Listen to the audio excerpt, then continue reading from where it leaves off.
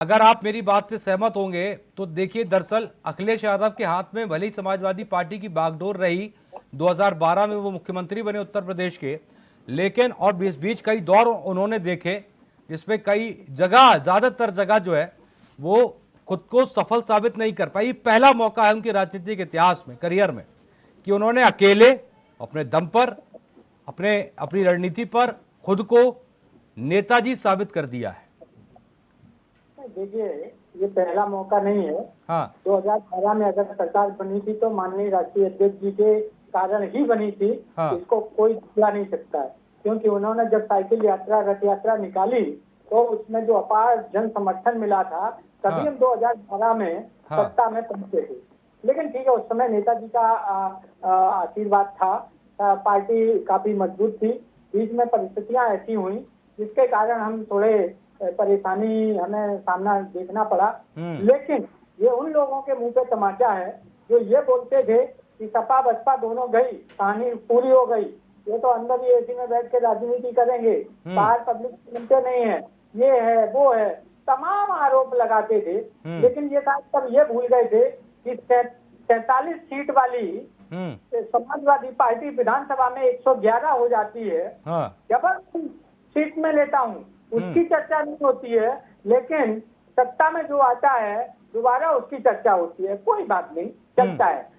लेकिन अभी हम कितना गुना 9 टाइम्स, अगर आप 5 सीट हैं और 8 45, 1 टाइम्स लगभग, और हमारा बढ़ोतरी हुआ है। और उसके बाद ये लोग अभी बिल्कुल एकदम, अब इनके चेहरे आप देखिए। सबसे बड़ी बात यह है कि इनके आप चेहरे देखिए। कल शायद आपके भी चैनल पे आए होंगे और कल हम कई चैनलों पे थे, तो इनके चेहरे ऐसे मायूस हो गए थे क्योंकि इनको तो 400 ख्वाब में आ रहे थे। नहीं, हमने तो खैर सर, हमने तो ये चुनाव पहली बार ऐसा चुनाव देखा दुबे जी जिसमें हर पार्टी के कार्यालय पर पटाखे फूटे हो रहे थे और मिठाई खिलाई जा रही थी एक दूसरे को। ये पहला चुनाव था जिसमें हर पार्टी खुश थी।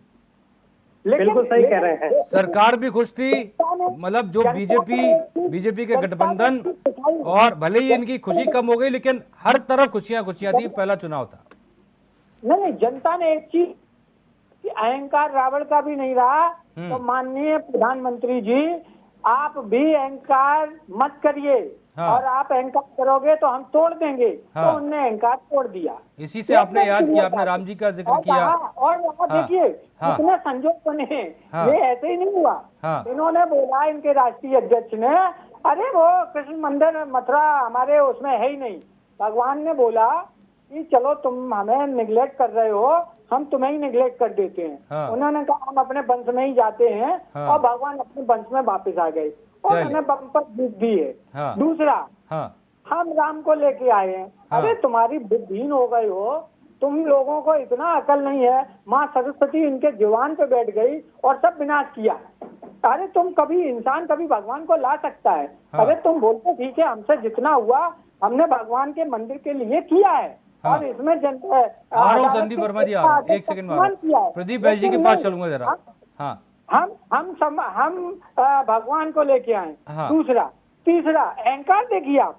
तीसरा, जिस आरएसएस ने बढ़ाया, पोसा, पाला, बड़ा किया, तो तुम बोलता है मुझे तुम्हारी ये जरूरत नहीं है, हम खुद सक्षम हो गए। आरएसएस के कार्यकर्ता ने बोला, अच्छा तुम बहुत बड़े हो गए हो, चलो तुम्हें हम सबक सिखाते हैं।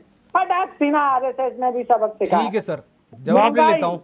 महंगाई, एक मिनट और। महंगाई चरम सीमा पे थी सर। समय की कमी राष्ट्र बनाना था। विकसित, अरे जिस राष्ट्र में 85 करोड़ लोग, तुम 5 किलो अनाज दे रहे हो, भिखारी बना दिया हो तुम लोगों ने।